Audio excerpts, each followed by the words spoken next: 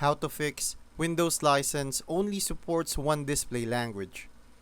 I'm going to tell you how to fix Windows license only supports one display language.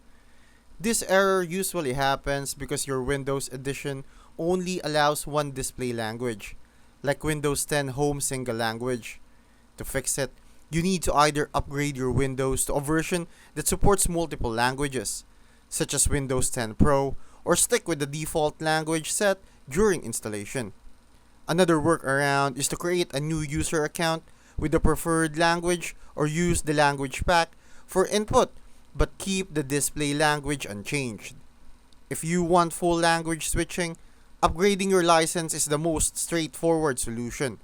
Sometimes, a clean reinstall with your desired language is necessary, but that means backing up your data first.